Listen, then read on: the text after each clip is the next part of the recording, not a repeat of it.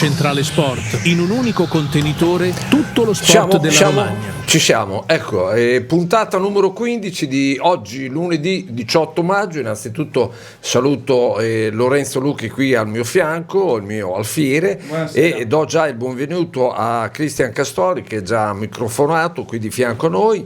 E faremo adesso un piccolo intervento sul calcio per introdurre un pochettino la nostra puntata. Sentiremo al volo Sandro Camerani da Ravenna, che ci racconterà come è andata la gara 1 di playoff, purtroppo non bene per i Ravenna, ma mercoledì sera ci sarà la gara di ritorno. Prima di parlare, Lorenzo, diciamo poco del Cesena Calcio, soprattutto del settore giovanile, facciamo i complimenti al nostro Sinner e anche all'organizzazione del Giro d'Italia. Ieri partito da Cervia, grande folla, bella giornata, sempre un bel appuntamento. Allora, dicevo, non c'è tanto da dire sul Cesena prima squadra, perché siamo in attesa di notizie, insomma, sul fronte direttore sportivo. Si va verso l'epilogo di stagione con dei risultati anche abbastanza non dico strani, ma abbastanza imprevedibili: il 3-0 del Catanzaro sul Palermo, il pareggio 2-2 della Juve Stabia contro il Monza, mentre invece in casa nostra, notizia proprio di oggi, la Primavera affronterà l'Inter al Manuzzi venerdì alle ore 18. Insomma, è stato un campionato, direi, estremamente positivo quello della Primavera, che ha raggiunto appunto i playoff al terzo posto. Appunto si qualificherà alle Final Four che si disputeranno al Viola Park, battendo appunto, se batterà l'Inter Primavera. Alle Final Four appunto affronterà il Parma, che si è classificata al secondo posto, mentre invece dall'altra parte del tabellone la vincente fra Roma e Bologna affronterà la Fiorentina, che invece si è classificata al primo posto nonostante la sconfitta contro il Lecce. Possibilità di andare avanti e arrivare fino in fondo? La Primavera è un campionato estremamente imprevedibile, no? Tutte le partite sono a sé sostanzialmente, possono cambiare proprio da un momento all'altro. Magari una partita è noiosa fino al 70esimo, l'80esimo, poi c'è quel guizzo che fa scattare quella scintilla, no? E magari succede di tutto negli ultimi minuti, oppure insomma è molto difficile dirlo, però secondo me questo Cesena ha delle individualità che lo potranno portare il più avanti possibile. Bene, coinvolgiamo subito, diciamo, anche al di fuori di quello che è un po' la scaletta che abbiamo preparato, gli interventi e gli argomenti con i quali in maniera più approfondita parleremo con Cristian Castori, per sentire anche da lui diciamo un giudizio proprio sintetico. Diciamo, la Primavera può, non dico salvare un pochino la stagione non esaltante, insomma, della prima squadra, però sicuramente un focus, diciamo, su tutte le squadre giovanili, che so che comunque piace anche tu seguire, perché insomma giocando a Martorano sì, ti vediamo spesso sugli spalti. Sì, direi che sia il risultato della Primavera ma anche i risultati di altre formazioni del settore giovanile rendono merito a quello che è il valore del settore giovanile del Cesena e in particolar modo di alcune squadre. Come si diceva prima, il campionato Primavera è sempre un'incognita, soprattutto nelle fasi finali, perché poi, come sappiamo, nelle fasi finali ciascuna formazione potrà schierare, diciamo, tutti i giocatori possibili in rosa a disposizione, quindi magari anche certi valori li vedremo rivisti al rialzo anche rispetto all'andamento del campionato.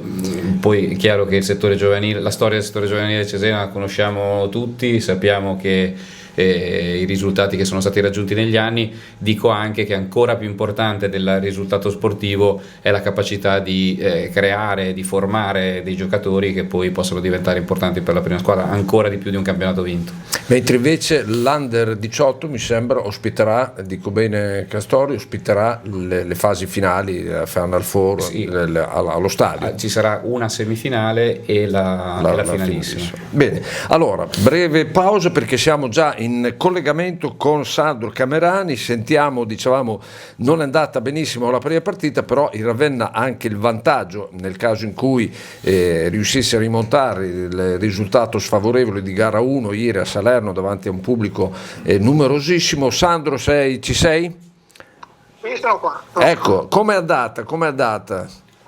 Poi è andata, diciamo, non bene per quanto riguarda il risultato, che è la cosa fondamentale, È stata una partita chiaramente a due facce, perché il primo tempo è stato dominato dalla Salernitana, che ha avuto almeno 4 buone occasioni, 2 non le ha sfruttate per errori e 2 per 2 grandi parate di Poluzzi, e nel secondo tempo, quando invece il Ravenna aveva preso in mano la partita, sono arrivati 2 gol della Salernitana, sono arrivati un po' all'antica, nel senso che da calcio d'angolo, come succedeva a Ravenna fino a un paio di mesi fa, poi questo problema era stato cancellato nelle successive partite, quindi alla fine una partita che secondo me nel computo dei 90 minuti sarebbe dovuta finire con un gol di vantaggio per la Salernitana, è finita con 2, adesso del recupero naturalmente sarà molto, molto difficile. Il Ravenna ci proverà, ha fatto vedere di non essere inferiore alla Salernitana. Io rimango dell'opinione che comunque quello che il Ravenna doveva fare ha fatto ampiamente, e quindi che debba giocare con determinazione, ma anche con la mente abbastanza libera nel caso che non dovesse andare bene. Ecco, apertura delle biglietterie ho letto oggi, quindi si prevede per mercoledì sera un afflusso notevole per questa gara. No, è già sicuro tutto esaurito di 4.995 posti, perché in 3 ore oggi sono finiti i biglietti che ancora erano liberi da abbonamenti della curva del parterre.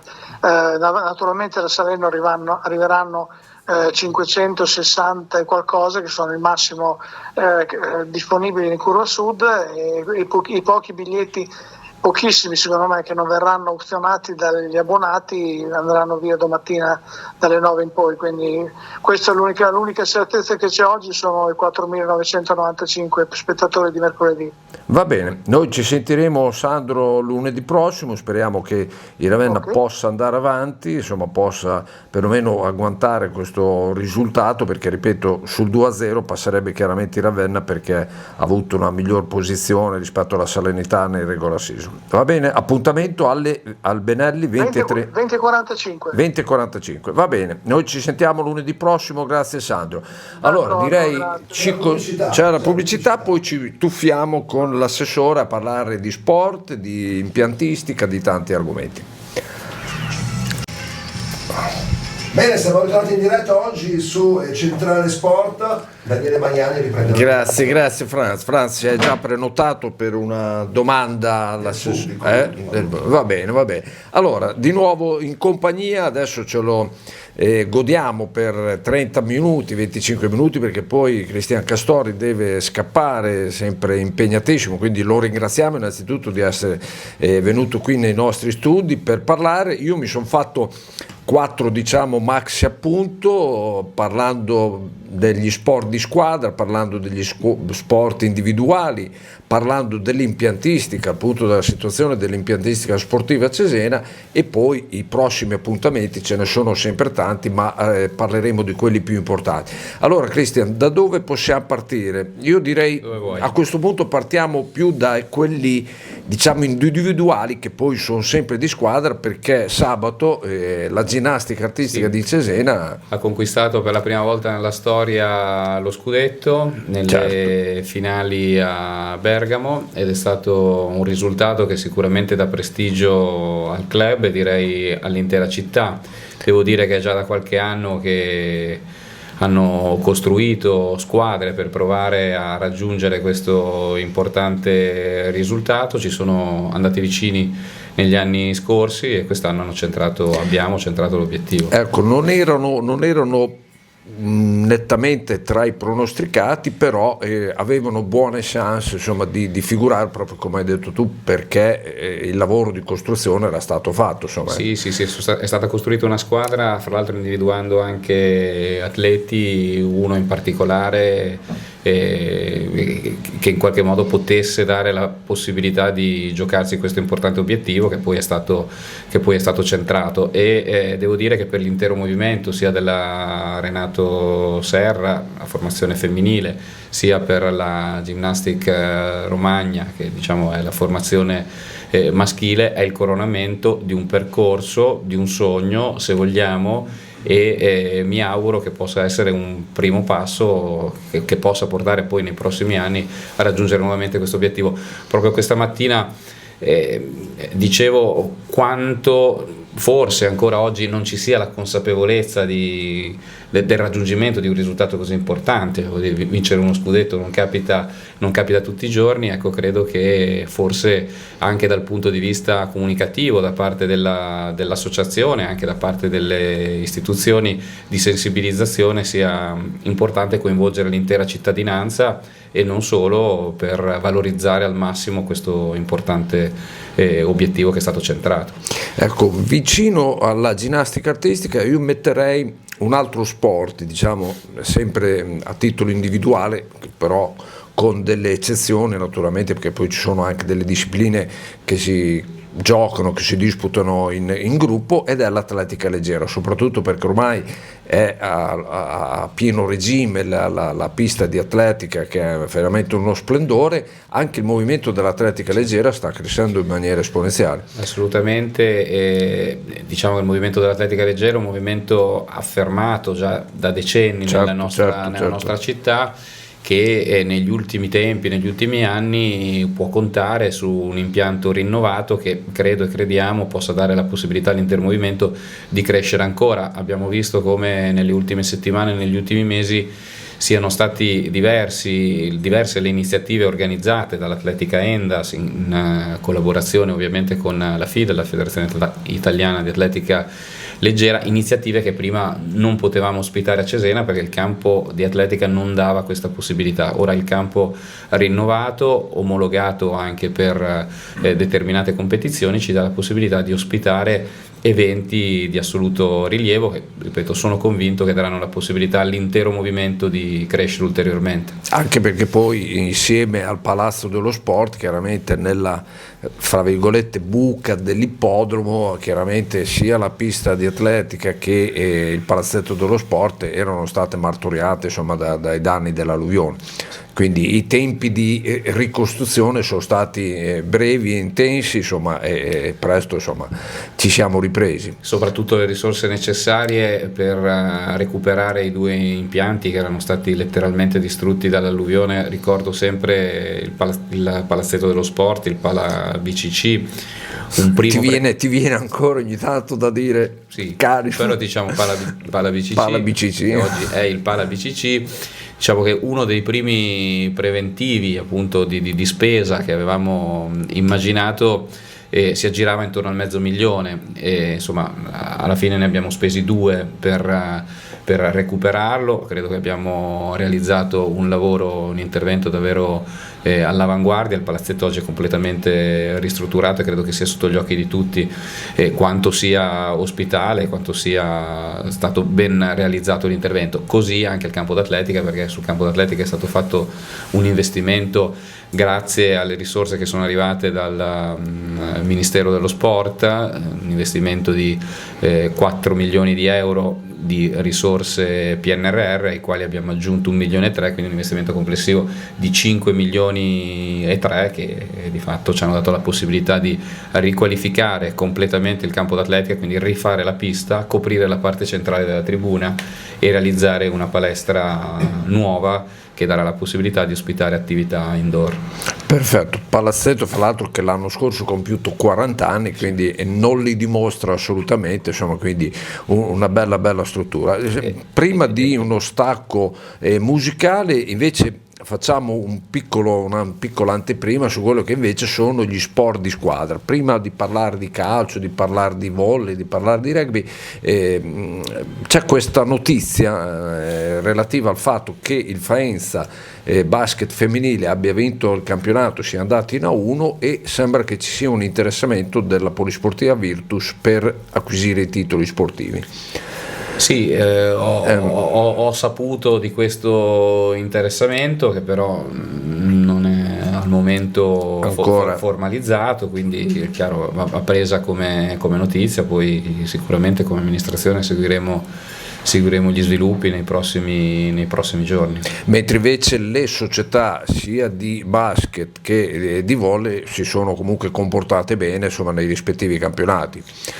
Sì, diciamo che hanno raggiunto gli obiettivi che si erano dati. Io come assessore tendo sempre a dare grande valore e significato all'attività del settore giovanile, che come il calcio anche il basket e il volley nella nostra città viene valorizzata al meglio ogni giorno grazie all'impegno delle associazioni.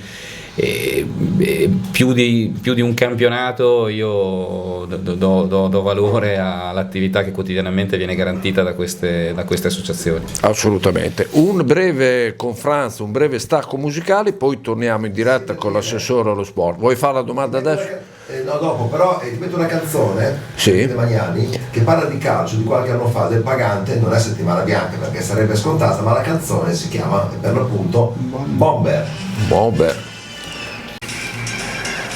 Siamo su Centrale Sport, il nostro contenitore sportivo del lunedì che va in onda dalle ore 19 fino alle ore 20. Daniele Magnani alla conduzione. Grazie Franz, grazie per la canzone Bomber. Siamo in compagnia dell'assessore allo sport del comune di Cesena, nonché vice sindaco Cristian Castore. Allora una domanda a bruciapelo, il Bomber è il tuo bomber preferito, visto che Franz ci ha dato questo assist sul bomber, il tuo bomber preferito? Di solito è sempre il centravanti del Cesena, perché io faccio il tifo per il Cesena, bene. Ti direi Cerri o Spendi. Bene. Lorenzo, vuoi aggiungere qualcosa prima che introduciamo un po' l'argomento probabilmente anche più caro, insomma più importante per l'assessore, quello dell'impiantistica, dove negli ultimi tempi sono stati fatti veramente opere molto importanti? Io mi ha incuriosito molto il tema della valorizzazione dei giovani, che ne abbiamo parlato anche prima, fino a poco fa. Insomma, se pensiamo anche ad esempio a Baldini, no? Che convocherà probabilmente tutti i giovani, tutti gli under in nazionale, se pensiamo a Liberali che ha fatto un gran gol col Catanzaro contro il Palermo, se pensiamo al Cesena, ecco, voglio arrivare qua, che sforna quest'anno, Berti, gli Spendi, ovviamente Giovannini, Piercini in Serie C, insomma. Il punto a cui voglio arrivare è questo: la valorizzazione dei giovani, non solo nel panorama calcistico ma anche in generale di tutti gli sport. Noi come Romagna, come Cesena, secondo lei possiamo essere un modello anche a livello nazionale, o guardando insomma altrove, ecco? Beh, di fatto la storia dice che, prendo il calcio, lo siamo già stati un modello, perché io quando sento citare a riferimento modelli di altre società, io dico il Cesena nella storia ha sempre dato alla prima squadra da parte del settore giovanile grandissimi giocatori che poi sono decollati o in prima squadra del Cesena, poi dalla prima squadra del Cesena hanno continuato a giocare in Serie A, alcuni hanno giocato in nazionale, cioè, quindi diciamo la storia dice già che noi quell'impostazione, quell'approccio, quella volontà ce l'abbiamo. Dobbiamo continuare, dobbiamo imporcelo, anche perché credo che sia l'unico modo per rendere sostenibile una gestione di prima squadra, per rendere sostenibili le gestioni delle prime squadre e per creare poi quel senso di appartenenza anche alla maglia, no? Un ragazzo, una ragazza che hanno disputato 10 anni di settore giovanile in quella squadra, in quel club, con quei colori, chiaramente sentono la responsabilità, secondo me, questo è il mio pensiero, ma credo che anche voi possiate condividerlo, lo sentono di più rispetto agli altri ragazzi o le altre ragazze che in qualche modo si apprestano a giocare a Cesena per la prima volta in prima squadra. Poi è chiaro che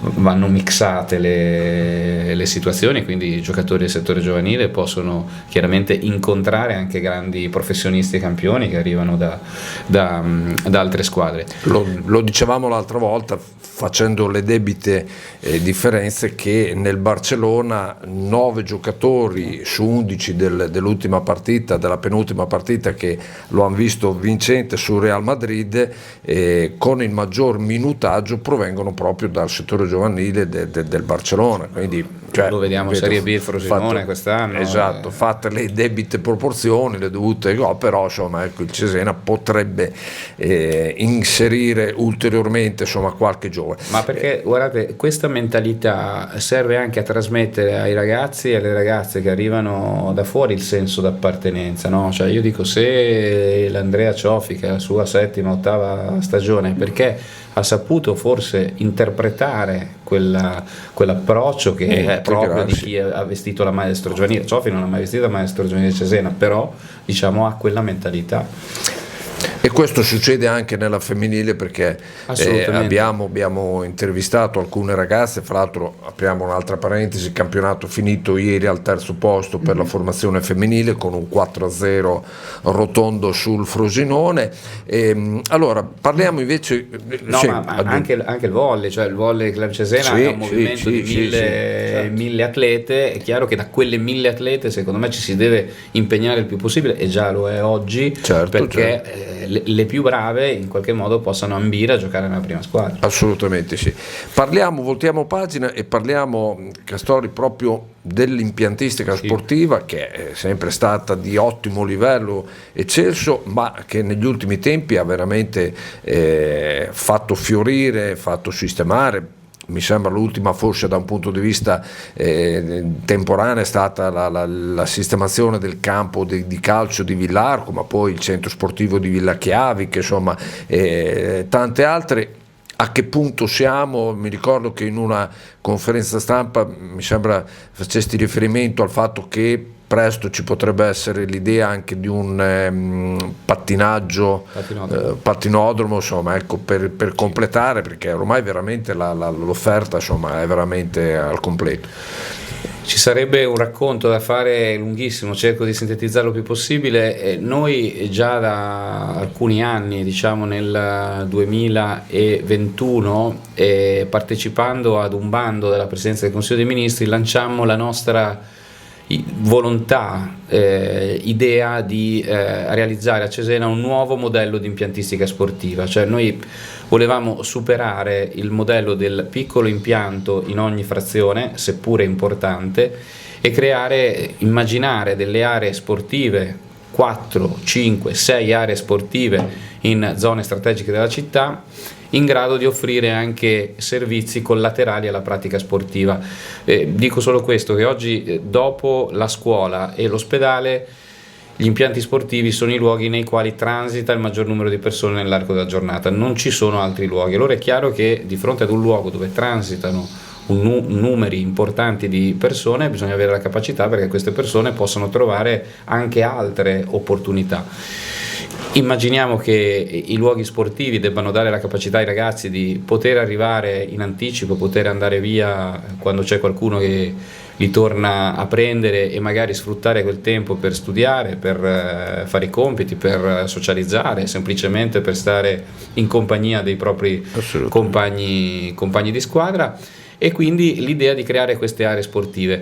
Abbiamo partecipato ad un bando della Presidenza del Consiglio dei Ministri che ci ha dato la possibilità di ottenere 1 milione di euro per la sola progettazione, non per la realizzazione delle opere. È un'opportunità incredibile per le amministrazioni, perché praticamente mai abbiamo la possibilità di poter contare su risorse per la sola progettazione esecutiva.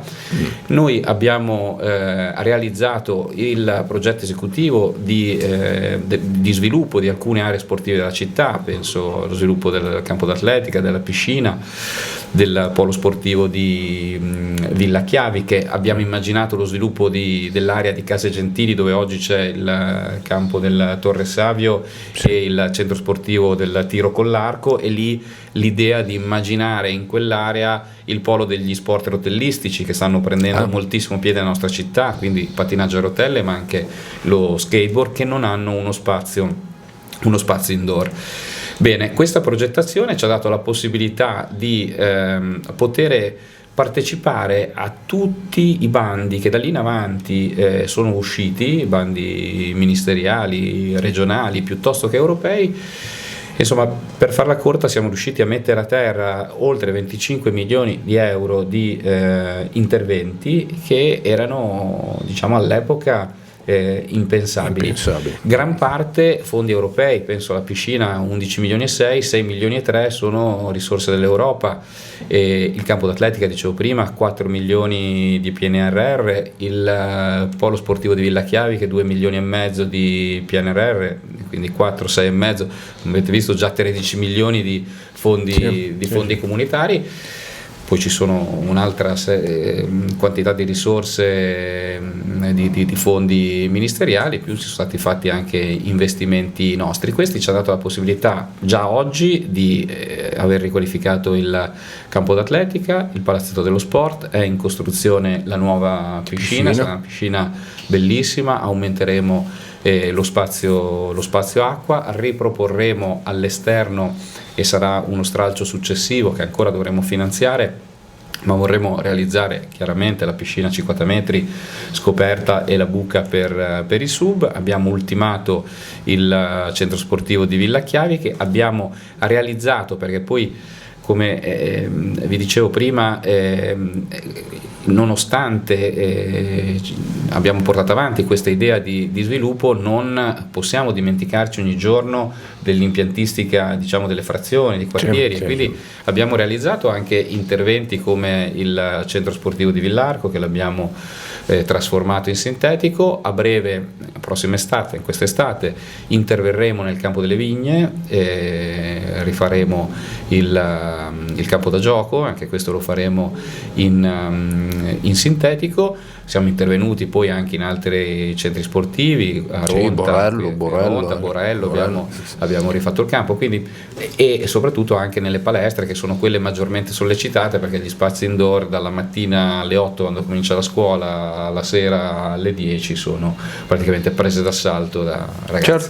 Certamente, piacevolissimo ascoltarla. 19:41, un breve stacco musicale, poi gli ultimi 4-5 minuti, perché poi alle 19:45 l'assessore ci deve lasciare. Vai Franz. Detto Shakira, suerte. Bene. Bene. In diretta su questo Centrale Sport, Daniele Magnani. Grazie Franz, grazie. Sei pronto per la domanda? Noi siamo alla rush finale, in compagnia con Cristian Castori, assessore allo sport del comune di Cesena, nonché vice sindaco. Abbiamo parlato di società sportive, abbiamo parlato di impiantistica, e chiudiamo questo intervento ringraziandolo ancora per la sua presenza sui prossimi appuntamenti. Diciamo sempre tanti, perché comunque le stagionalità, insomma, come i ristoranti, insomma, hanno le loro stagioni, quindi grandi avvenimenti. Più importante forse, insomma, abbiamo il trofeo Sarti che si concluderà, adesso sono in fase di azione le qualificazioni, e poi dopo chiaramente un grande appuntamento al BCC Romagnolo per fine mese, inizio di giugno. Sì, in realtà al Pala BCC sono due le iniziative di rilievo. Una già questa settimana c'è il campionato italiano paralimpico di tennis tavolo, e c'è il primo campionato italiano tennis tavolo per parkinsoniani. Questa è un'iniziativa alla quale teniamo moltissimo, per la prima volta viene realizzata e la ospitiamo al Pala BCC. Poi sempre al Pala BCC c'è l'appuntamento che hai citato, che è questo gara internazionale, mondiale di pattinaggio a rotelle, a dimostrazione di quello che si diceva prima, ovvero della capacità che hanno gli impianti riqualificati di ospitare anche discipline, diciamo, non dico sconosciute, perché il pattinaggio non è sconosciuto, ma discipline, manifestazioni nuove mai ospitate nella nostra città. E poi ci sono c'è il grande appuntamento del Sarti. Il Sarti ormai è una certezza, è un punto fermo della programmazione sportiva della città, ha raggiunto la 50ª edizione, quindi credo che questo sia significativo dell'importanza dell'iniziativa. La podistica di San Giovanni, anche questa è una di quelle iniziative che la città sente e vive molto. È vero che le podistiche sono tante nella nostra città, ma credo che nessuno me ne voglia le emozioni che è in grado di trasmettere la podistica di San Giovanni. Non ce ne siano, non siano altre podistiche a farlo, e quindi la città l'aspetta. Nel mese di giugno come sempre la vivremo, e poi partirà, come sempre ci ha abituato, la stagione di trotto all'ippodromo, un altro dei grandi impianti fiore all'occhiello della nostra città. Tra meno di un mese, perché quest'anno aprirà addirittura il 12 maggio in anticipo, in uno dei prossimi lunedì ospiteremo anche il direttore Marco Roddoni. A te Franz la domanda prima di congedarci, 19:46, ci ha già regalato 1 minuto e mezzo, quasi 2 in più di quello che ci aveva promesso. Vai pure con la domanda, Castori. Gentile assessore, caro Cristian, ti faccio una domanda. Supponiamo... Ma me la fai te o me la fa il pubblico? Che non ho capito. Sono il pubblico. Ah, ok. Non sono più il conduttore, perché non è Break Time, è Centrale Sport. Okay. Supponiamo che il presidente del Cesena Calcio ti chiami, facciamo un viaggio a Ferragosto e dice: guarda Cristian, quest'anno qualche problema insomma c'è stato, dimmi 2 cose che cambieresti sulla condizione e invece 2 cose che terresti. Cominciamo da quelle che cambieresti, perché ci vuole un po' di contraddittorio, no? Sulla conduzione? Sulla conduzione della squadra, sulla gestione. Ma io... Senza fare nome, andiamo sull'oggettivo chiaramente. Ma io darei molta attenzione. Cambieresti? Darei Deve andare un po' tosto. Beh, intanto prenderei un direttore sportivo, non c'è, e quindi credo che quella sia la prima cosa da fare, assolutamente. Centrale annunci di lavoro, cioè è la prima cosa, cioè non esiste un club senza un direttore sportivo. Noi siamo riusciti a starci per 2 mesi e credo che questo non debba ripetersi. Esatto, un periodo. Seconda cosa? Da cambiare sempre? Sì. Io cambierei l'allenatore, cosa ti devo dire? Poi, metteresti quello di prima, no? Nuovo, un allenatore nuovo, ragazzi, allenatori ce ne sono tanti, non c'è mica bisogno di andarla a prendere tanto lontano. Invece 2 cose buone che terresti, 30 secondi? E terrei, l'organizzazione, credo che sia un'organizzazione importante dal punto di vista, diciamo, di segreteria e di quotidianità, perché poi questa non deve mai mancare.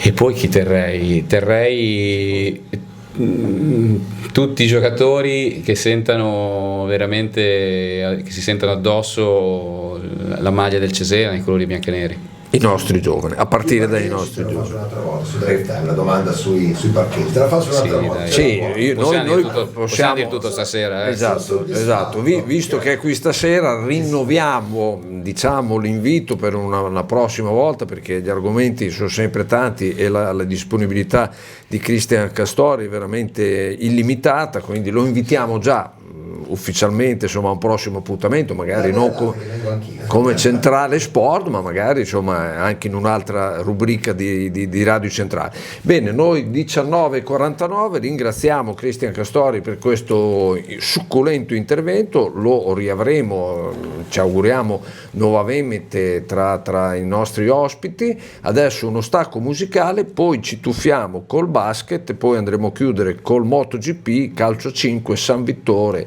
eccetera eccetera. Buonasera Grazie. a tutti. Seguiteci. Stella Stellina di Herman Meta.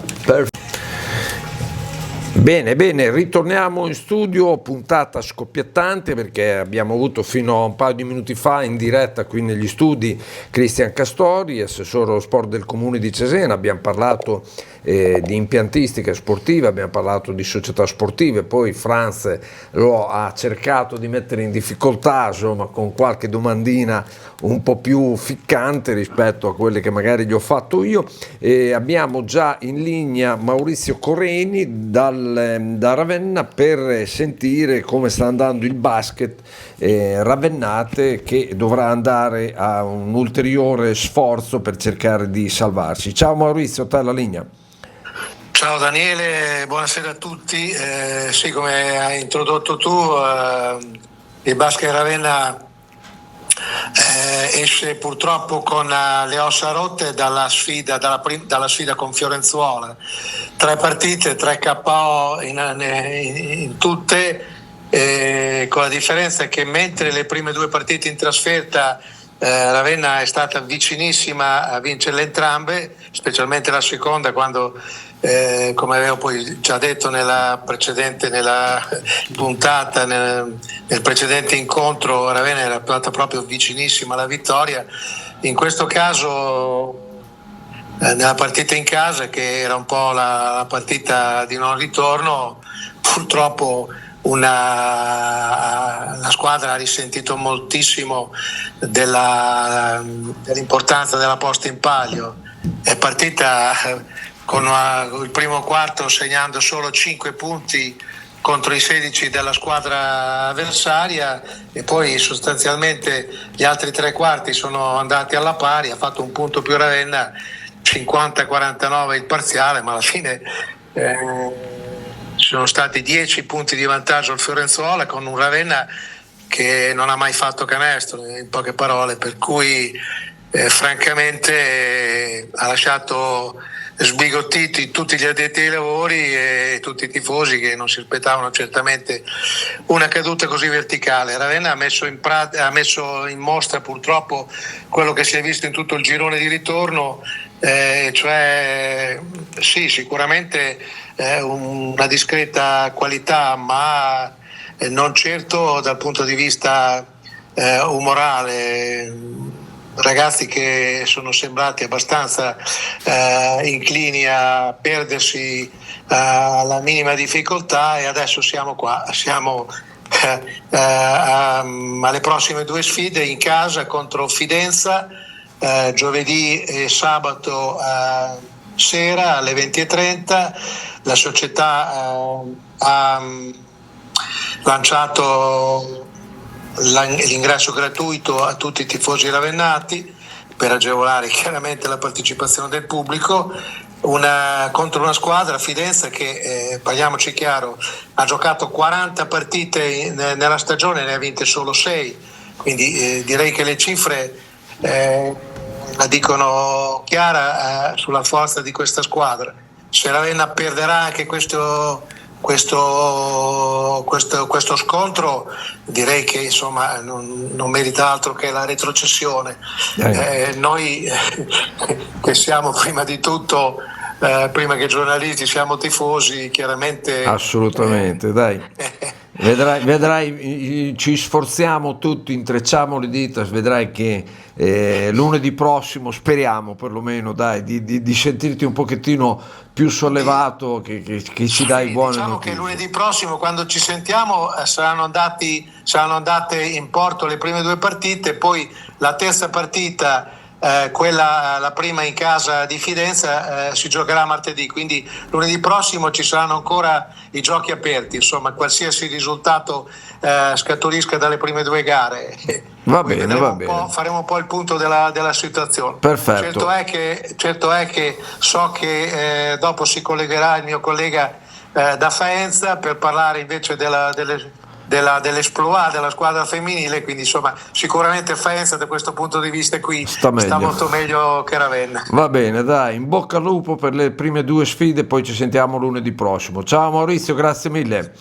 Viva il lupo, ciao a tutti. Grazie, ciao. Ecco, e come ci ha anticipato, abbiamo una new entry, perché ci ha dato la sua disponibilità una firma del Resto del Carlino, Luca Del Favero, che ci racconta brevemente viceversa l'entusiasmo a Faenza del basket femminile, che è approdato in A1, anche se ci potrebbe essere il rischio che quest'anno, la prossima stagione, la squadra non si possa iscrivere. A te Luca, ciao, benvenuto nella famiglia di Centrale Sport.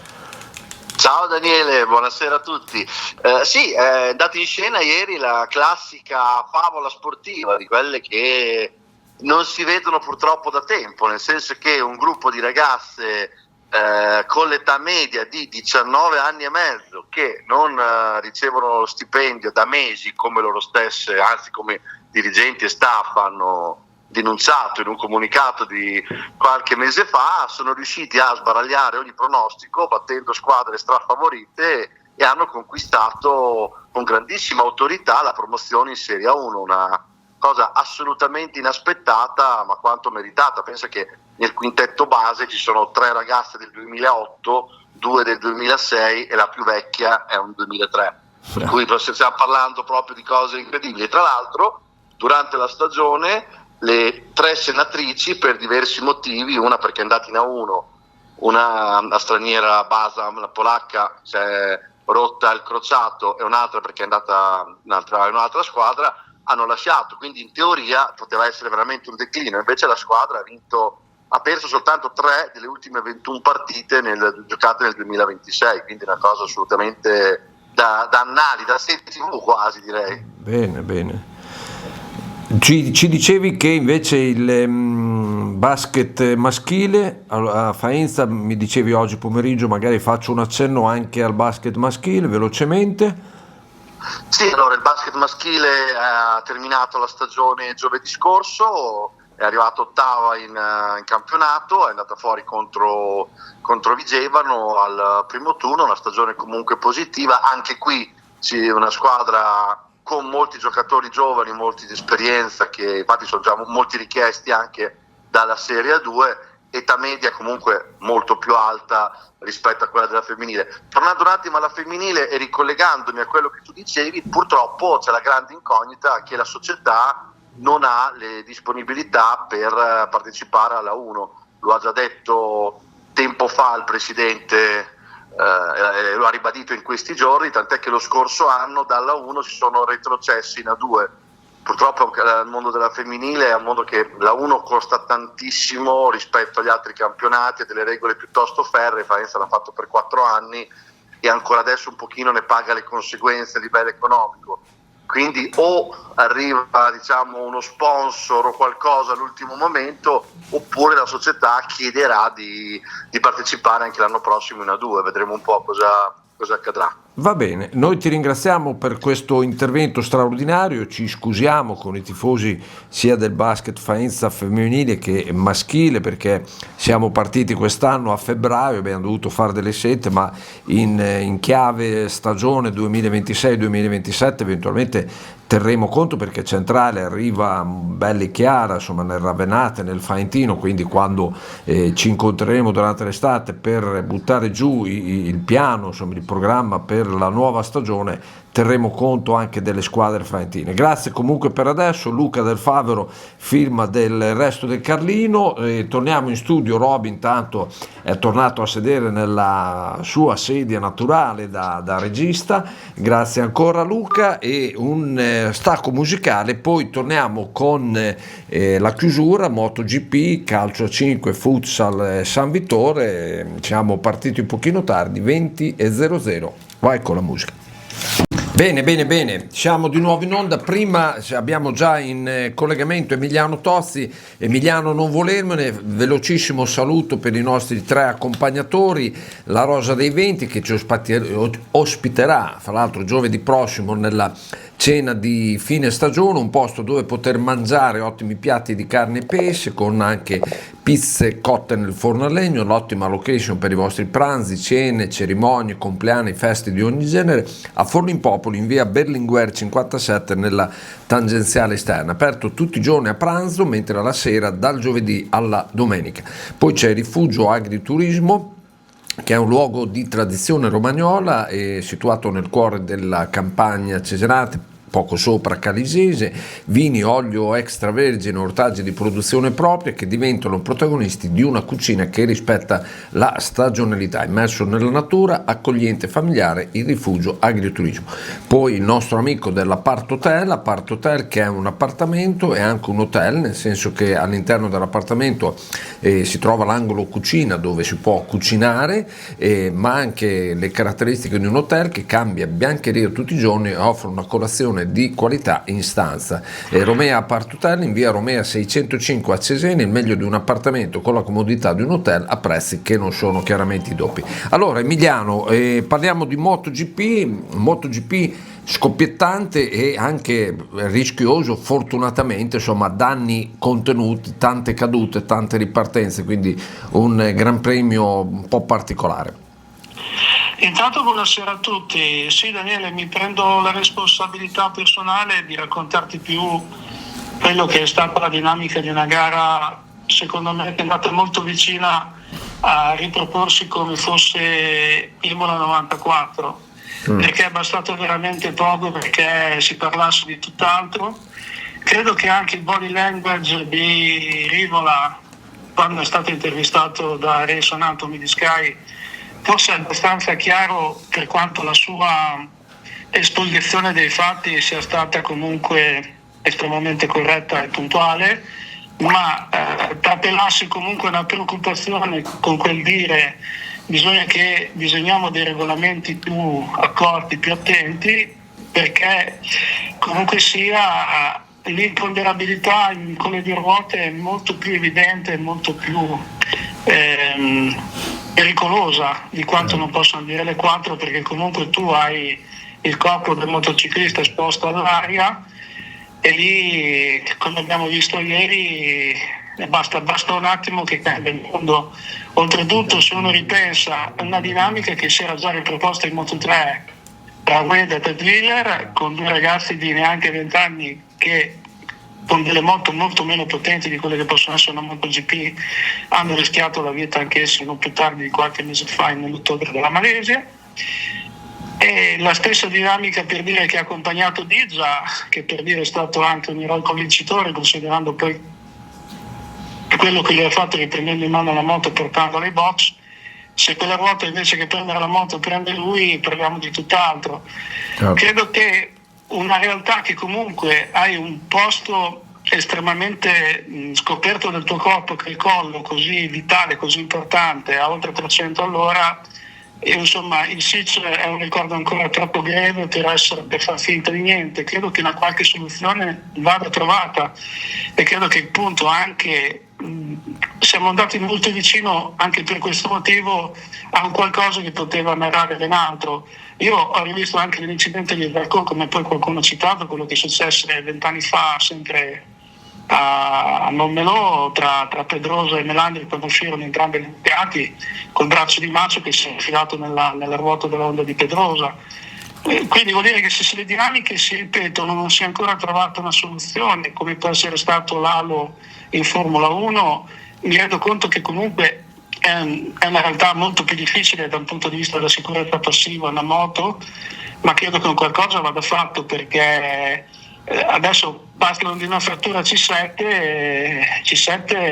è una vertebra cervicale, poco più su ci sono i centri del respiro, quindi ragazzi parliamo di un punto estremamente delicato. Credo che la MotoGP da questo punto di vista dovrà darci una svegliata e fare i conti con un qualcosa che può veramente avere delle conseguenze molto più gravi di quanto noi stessi abbiamo immaginato fino ad adesso.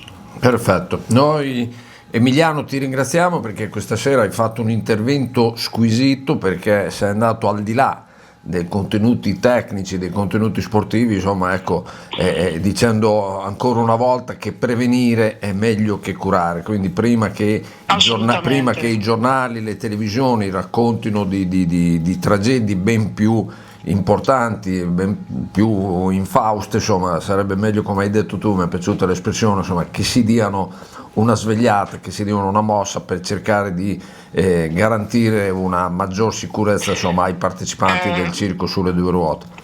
Guarda, Daniele, ti rubo proprio 2 secondi. Assolutamente. Io sono veramente contento che questa eccezione l'abbia fatta Rivola, perché credo che Massimo, venendo da un'altra realtà fino a qualche anno fa, abbia colto immediatamente le problematiche e, seppur tra le righe, abbia avuto il coraggio di dire fermiamoci un attimo, magari non in maniera così esplicita, ma anche il suo dire di Acosta che non doveva riprendere dopo la bandiera rossa significa dire c'è qualcosa nel meccanismo che non funziona, che dobbiamo cercare di mettere a posto il più possibile. Poi, come dico, la MotoGP è qualcosa di molto più imponderabile, perché anche solo vedere Marquez Alex che è decolato sul dosso, ecco lì quel dosso non ci deve essere, perché è stato un trampolino che ha sbrindellato la moto. Assolutamente. Ecco, quelle sono cose da evitare, insomma, io la vedo così. Va bene, lunedì prossimo sarai con noi per parlarci di? Il Campionato del Canada, torna alla Formula 1 dopo 3 settimane. Vediamo se Antonelli prosegue nella sua saga fantastica. Va bene, ci sentiamo lunedì prossimo, grazie, buona serata, ciao. Ecco, torniamo in studio, 20:12, siamo veramente agli sgoccioli. Lorenzo, giusto il tempo per riassumere un pochettino le idee di cosa succederà in questa settimana, soprattutto vuoi ricordare, insomma... appunto la Primavera giocherà venerdì contro l'Inter, Primavera, che potrà attingere anche all'Inter Under 23, no? Da alcuni componenti che quest'anno hanno giocato in Serie C. Domani andrà in scena, sempre per quanto riguarda la Serie B, Monza Juve Stabia, il ritorno, mentre invece andrà in scena e Palermo-Catanzaro, quindi con in casa il Palermo che dovrà compiere una vera e propria impresa, no, per ribaltare i 3 gol subiti. E occhio anche al play-out del nostro Fabrizio Castori contro il Bari, appunto il Sud Tirol giocherà in casa a Bolzano dopo che al San Nicola è finita 0-0 fra fischi e contestazioni generali dei tifosi del Bari. Venerdì prossimo siamo veramente in chiusura per il futsal, ci sarà gara 2 dei playoff contro il Lecco, persa la prima partita 2-1, veramente che per il calcio 5 è un'inezia, quindi possibilità di ribaltare e possibilità di approdare facendo i debiti scongiura. Appuntamento al Pala Paganelli venerdì alle ore 20, quindi una tirata unica, si può fare prima andare a vedere la primavera allo stadio, esatto, poi il calcio 5, la futsal al Pala Paganelli. L'ultimissima cosa, entreranno come abbiamo detto prima con l'assessore Castori negli ottavi e poi nei quarti di finali il trofeo Sarti per giovani classe 2011, questa edizione, la 50esima edizione, il San Vittore va avanti nel proprio campionato dopo aver perso lo scontro diretto con il Collinello che è andato in promozione, però si può ancora rifare perché domenica prossima allo stadio, insomma al campo sportivo di San Vittore intitolato a Benedetti, alle 16:30 sarà ospite il Reno Molinella, quindi ancora 2-3 partite per il San Vittore per poter sperare di cambiare categoria, mentre salutiamo anche il giovanissimo 2008 Tommaso Cattabriga del San Vittore che ieri durante l'incontro vinto contro il Torconca è stato trasportato in ospedale perché ha colpito di testa un avversario, insomma ha avuto un momento di smarrimento, però è stato già dimesso dall'ospedale già in serata di ieri, quindi tutto tranquillo, speriamo bene per questo giovane promettente giocatore del San Vittore.